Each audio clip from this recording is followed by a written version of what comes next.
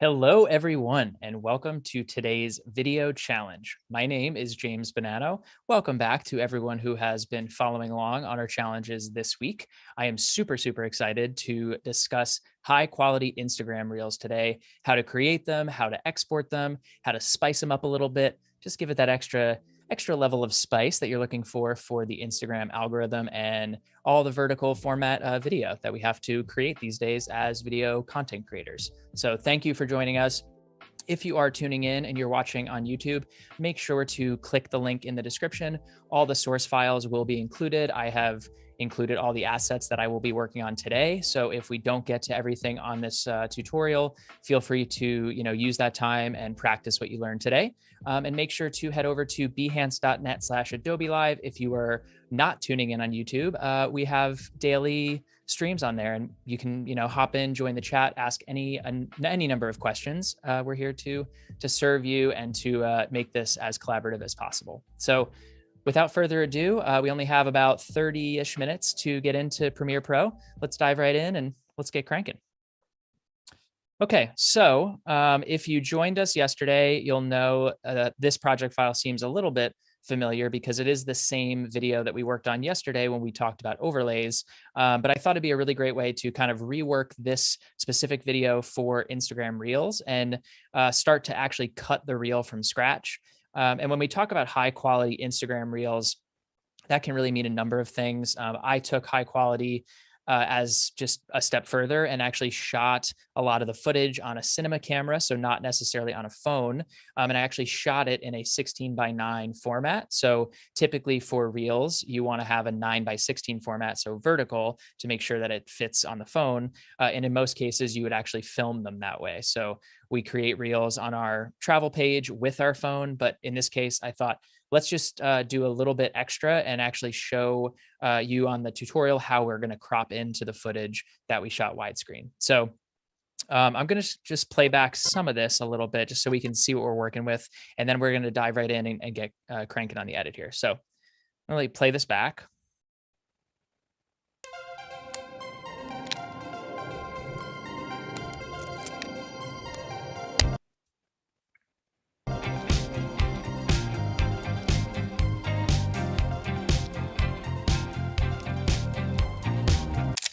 So we're getting a little bit of choppiness right here because of the render, but I think to save us some time, I'm just going to hop in and actually create a new sequence. And again, if you have these project files, make sure to download them. You can go in, render this out, and kind of see exactly what I did. But the most important thing to note when we're creating these Instagram Reels is our sequence settings. So the first thing we're going to do is we're going to go Command-N, shortcut on a Mac. If you do not remember the shortcut and you just go File, New, you'll notice that you have all these options here, and we're just going to go File, New Sequence. Okay, and the default sequence, usually the way I have it set is under this 1080p preset menu. But if you go into settings, this is where you can actually customize those editing modes. I like to just keep RE Cinema just because it's a nice high quality sequence. 23976 is our frame rate, and the frame size is 1920 by 1080. So that's 16:9. Currently, we just want to reverse this. And the reason we want to do that is because we want our video to be formatted for Instagram, for Reels. And before Reels were actually a thing, you would post for Instagram video, and it was more of a 4:5 aspect ratio. So it was 1080 by 1350. But with Reels, making sure that your cover photo and everything is the whole width of the screen, we're just going to go 1080 by 1920, and you'll notice that now our aspect ratio is 9:16. And we're going to just name our sequence Reels for Adobe example. Okay. And then we're going to create our sequence. Now we have our sequence set. We can start to edit. Again, all of the assets are in the project window. So whatever we do not get to today, please feel free to, just have fun with the assets that are in here. But what I'm going to do is I'm going to go into my footage window. I'm going to click on this icon view to pull up my icon here so I can actually see what I'm working with. And what I want to do is I want to start with that clip of, with me with the camera. So I only want the video clip. I am going to set an in point. So that's my in point I on the keyboard, and then an out point, which is like right after my finger comes off the shutter button. So let's say right in here. out. Okay. Then we're going to drag our video clip down onto the timeline, and we're going to press plus on our keyboard, and we are going to zoom in. So you can already see that because we've set this to 1080 by 1920, a lot of me is cropped out along the sides here. So what I want to do is I just want to kind of play around with sizing.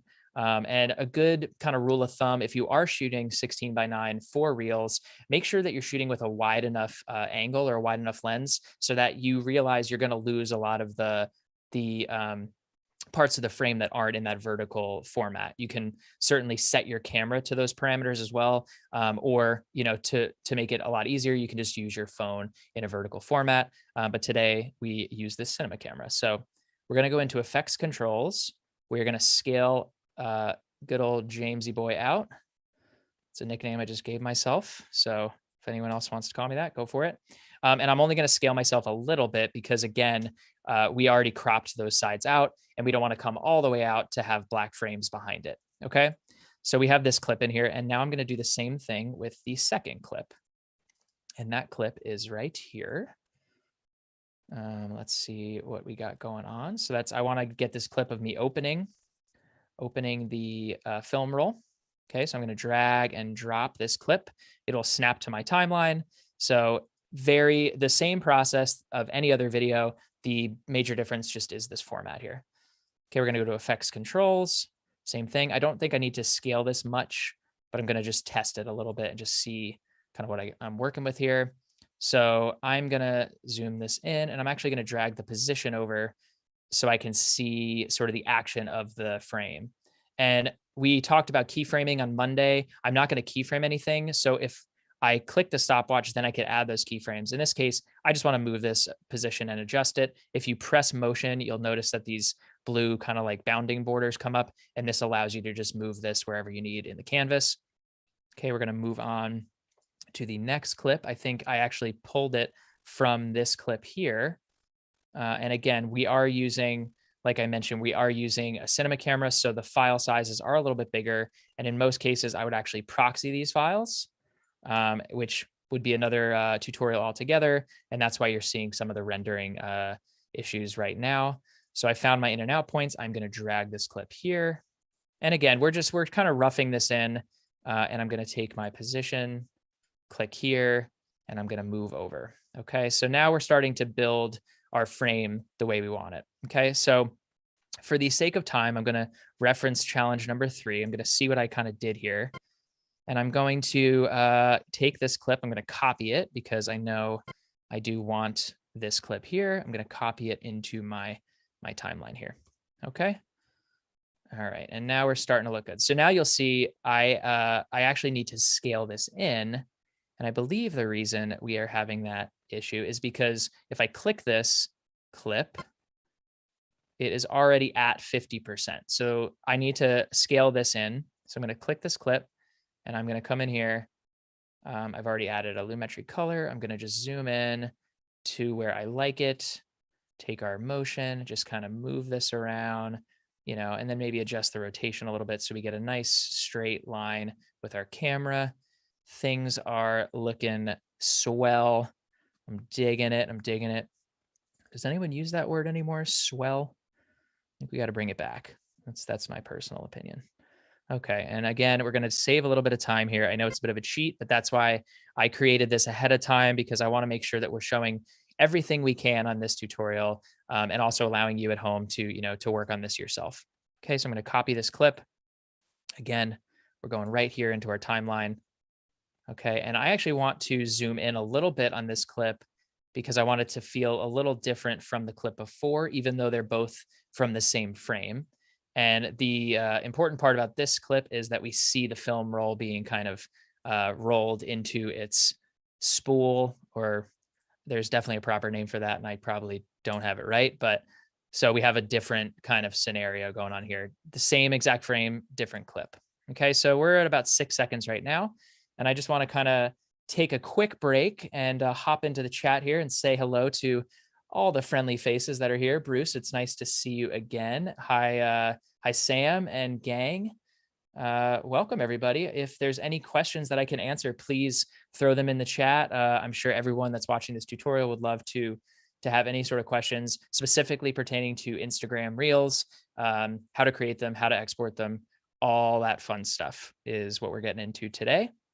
And I want to just kind of edit through some of this on the stream. And then I sort of wanted to get into more of the export settings and some additional formatting as well. So let's see, I'm going to take this clip. Again, I've already set this, but we will break this down, copy paste. Okay, and this clip here, see, it actually looks like I've already added a lot of keyframes to this. So I am going to remove these keyframes. Actually, you know what? I like the way those look because we get right into our camera here. And you'll notice that we used 3 different properties: position, scale, and rotation. Again, if you missed the keyframe tutorial, make sure to go back and watch Monday's tutorial where we break down sort of the basics of keyframing, but very, very simple. And again, a really nice way to sort of spice up this clip. And what I wanted to do is land right on the sound of me closing that film canister. I'm making up words. Film canister, film backing, film camera backing. Someone correct me, please, if you know it. If not, we'll just keep on moving. All right. So now we have our clips kind of getting thrown into our timeline. Again, for just the basics of Premiere, if you are looking to cut your clips into the timeline, so let's say we like this clip here. I'm going to open this up. Let's say we want to take this clip. We're going to drag this into our timeline. Again, if I wanted the audio, I would drag both. And now you'll notice that audio is on our audio track and we have video on our video track. Let's say I wanted to come in here and I wanted to unlink those. Command L will unlink them and I can delete that audio.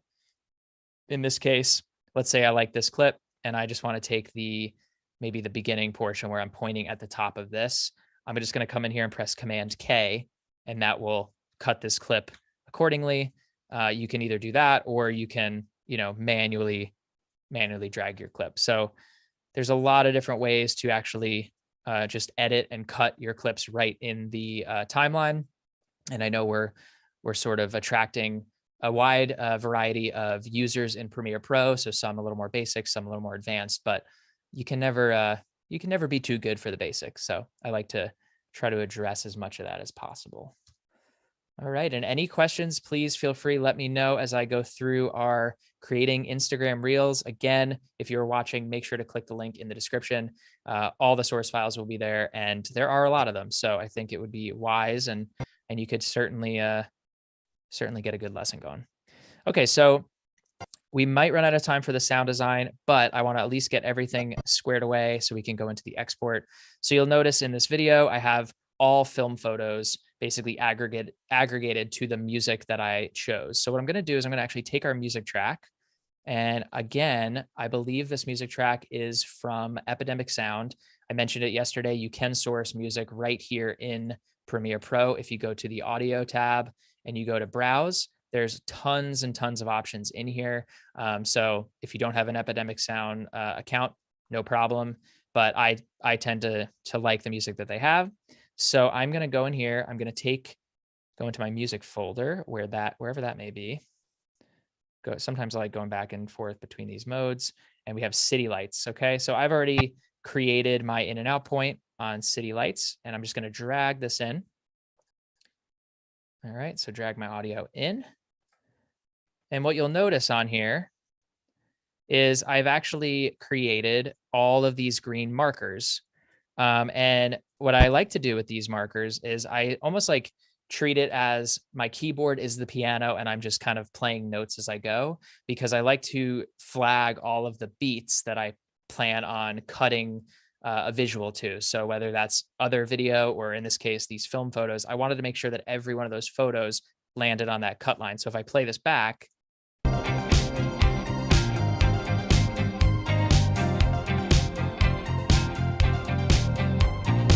so you can hear there's a lot of different points. And that's one of the reasons why I chose this song for this specific cut. Again, the music sort of dictates the pace of what I'm trying to create here. So I wanted to make sure that basically once this clip ends, we go right into that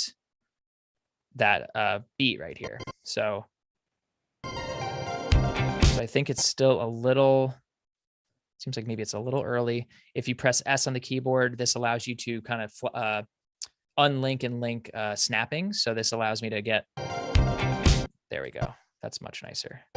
A little more granular. Okay. So now we have, and we're going to probably have to trim up some of these clips here because I think the track we want. But for the sake of time, I'm going to hop in here and I'm going to grab these photos.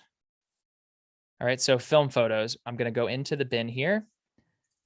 And now I can actually see all the photos that I want to use. And so I've gone through and I've picked just some of my favorites that, I think would stand out and work in this sort of fashion. I actually tried to select specifically for the Instagram version. I selected film photos that were like a horizontal, vertical photo shot in portrait mode because there was less cropping that I'd have to do. So for example, if I took this photo of my lovely wife, Anna, some of you in the chat may know her. She is on here quite a lot, and she's sort of the queen of Photoshop. But let's say we're going to go into effects controls, and now I don't have to actually crop so much of the actual frame out. So I chose to kind of weigh the vertical photos for this one rather than the horizontal. And of course, I don't have a ton of portrait photos here, so I kind of just mix them up. So we're gonna rough some in just to show you what we're working with here. All right. And I'm going to drag the video. I'm going to go like this. Again, we're going to drag this in. I'm zooming in on my timeline. This right here is my brother, who looks nothing like me, as you can tell, but a dapper young man and an amazing tattoo artist. Love to get him on a stream one of these days. All right. And then let's maybe grab a photo of me. It seems like people in the chat need me to move a little over to the right. So I'm not sure.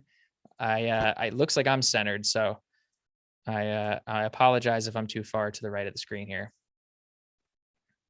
All right. So we're just working through this right now. We're working through getting these clips in, again, kind of getting them positioned the way we want. I actually like the way that looks, but again, because I shot that in a vertical format, I don't have to crop as much of it. Okay, and so this is one technique, dragging all the clips in here and scaling each one of them individually. Another technique you can use, and we hit on this a little bit yesterday, is adjustment layers. And so what you could do is you could come in here to your project window. We're going to just minimize all this so we can see here. And we're going to right click and we're going to go new item adjustment layer. Okay, 1080 by 1920. So that's already setting our video the way we want. We're going to drag this adjustment layer in. And we've already scaled this, so we've already done that work. But if we wanted to just globally scale everything to sort of be the exact same parameters, we can add a transform property right on top of this. And this is really good at the end of your project file when you're trying to scale in all of your overlays like we talked about yesterday and any other assets, so you don't have to do each one of them individually. But for this case, we're going to go into our effects panel. We're going to type transform. Okay. Transform, and what am I looking for here? Transform. Okay.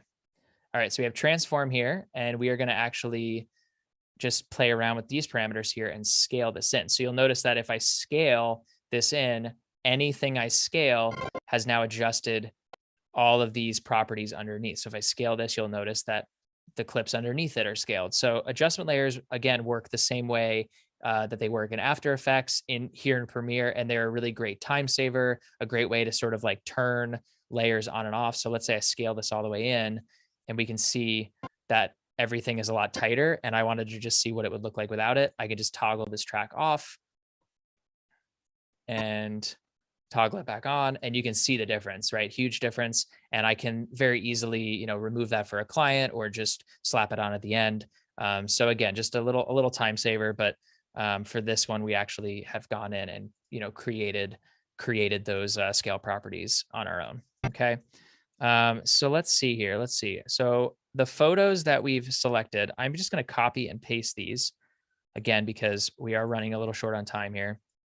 And I have already done this, and it looks like we actually probably need to scale these in, because I believe this sequence setting, there's a reason for that. Let me just point that out real quick. The sequence setting that I set up, if I go into our sequences and I open this command, oh, wrong program, not command K, just click sequence settings. You'll notice that, where am I going here?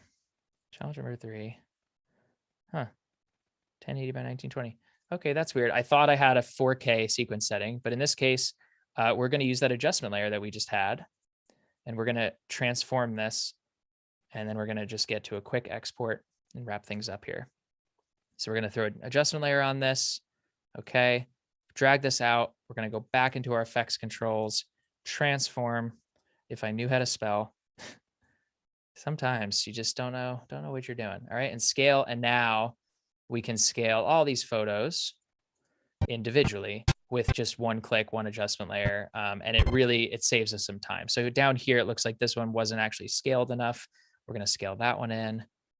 Same thing here, because we don't want to affect everything too much. And then I think our last clip is looking pretty good. All right, so I am pretty happy with the recreation of this little Instagram reel. So there's 2 different things you can do with this. You can build all of your sound design right here in Premiere, which I'm sort of favorable to, and I tend to like a little bit more. Or you could airdrop just the video, and then you can bring that into Instagram, and you can leverage the music that they have. So sometimes that's a good thing, because there's saved music that maybe you can use it because it doesn't really matter copyright wise. Epidemic is all copywritten, or not copywritten, excuse me. And then maybe you have some songs that are a little bit more trendy and can go more viral than a song that you select somewhere else. I haven't really seen a major difference in that, but that's an option. Okay, so let's, for the sake of argument, sake of this tutorial, imagine that, okay, this sequence looks really good. We're finished with it. We've added everything we want. I'm going to actually pretend to go to this one. Actually, you know what? Let's just use ours because it's a little bit less cumbersome. Okay, and we're going to go to the end of our sequence, and we're going to press O, and that's going to set an out point. And this is basically just telling Premiere everything from the in and out point is what we're going to export. We're going to go File, Export, Media. Okay, and now you'll notice that everything is actually being exported at the same sequence settings that we have already. Match source, if you don't see that it's a high bit rate, make sure to change this to high bit rate for the maximum quality you can get. Instagram, unfortunately, compresses a lot, so it's a little bit tough. Scroll all the way to the bottom here at the target bit rate, and I like to crank this to about 50. I think it just makes the video feel a little bit more high quality. And again, because it's being compressed, we want to try to output that video at the highest level. You could also export it at 4K rather than 1080, but I don't really think it makes a huge difference. Again, all these little functions that you can use right here in the export settings will give you the highest quality video that you need and that you're looking for. Okay, so if I scroll up, there's really nothing else in here that I would change. Our output name, we would create, the name of our reel, and we would export that to whatever folder.